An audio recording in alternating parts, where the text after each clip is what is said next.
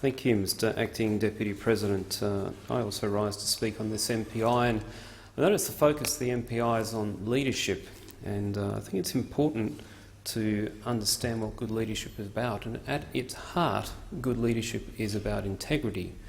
And one of the things that I think this Prime Minister has demonstrated in this issue is that he has maintained the integrity that the position he took to the Australian people prior to the last election. In fact, he came out and made a very specific statement prior to the last election that were this issue to be raised during the life of this parliament, he would bring it to the coalition party room to be dealt with in the normal manner. And that is exactly what he has done.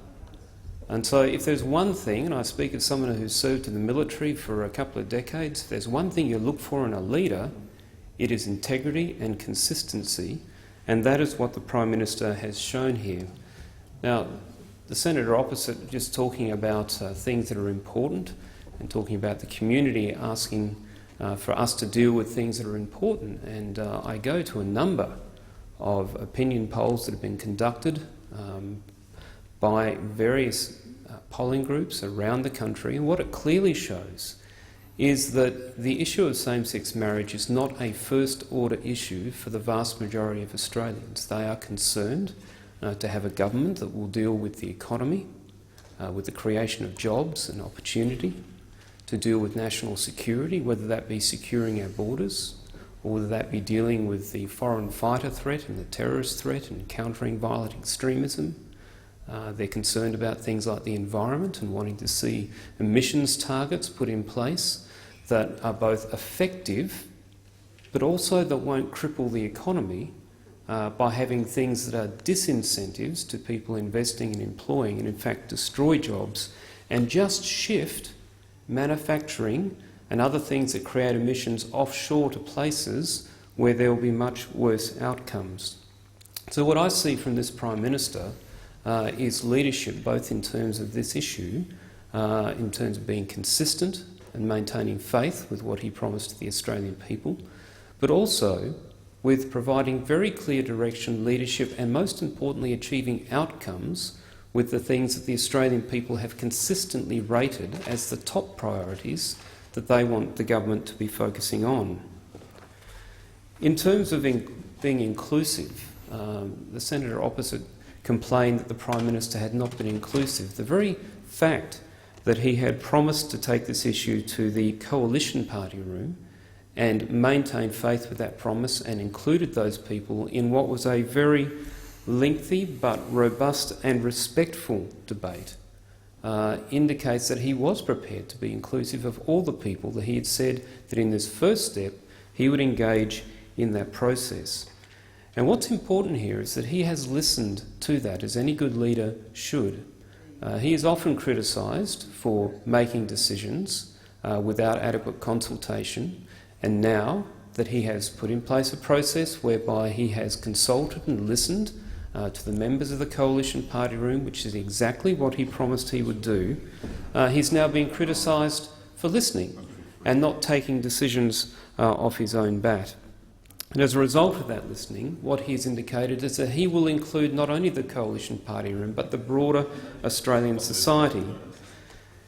Going down the path of having a plebiscite means that people will have their say.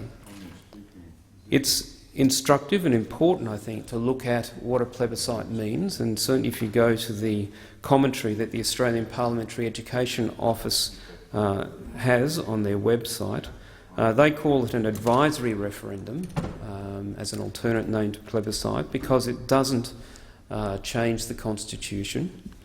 There's only been 3 previously, and importantly they identify that there are no specific rules around a plebiscite, and in fact in the Act that the government puts in place they will set the rules for the plebiscite. And I think it's important that when those rules are set, we do have a plebiscite that is compulsory and also one that will be binding.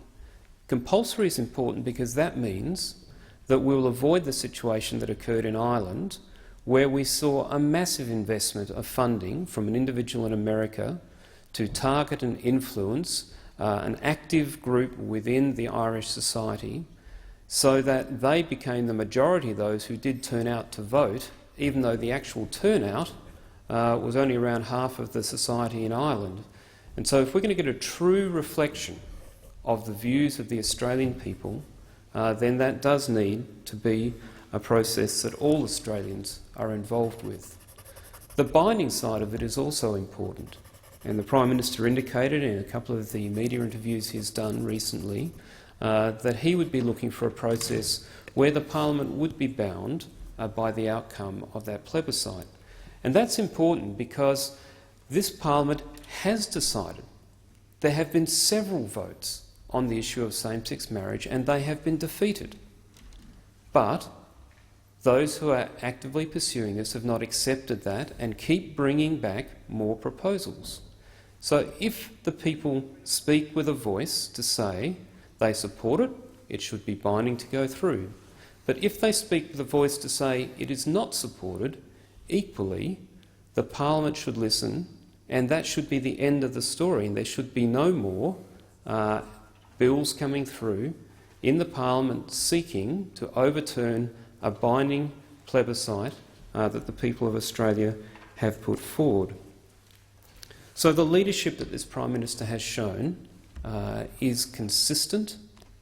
It has kept faith with what he promised to the Australian people before the election, not only in this issue, but most importantly, in that list of issues that people have identified consistently in polling that is important to them. The economy. Australia's growth in the economy is equally as good, if not better, than most developed countries at the moment. The rate of jobs growth in the last measured period is 10 times greater than it was for the same period under the previous government.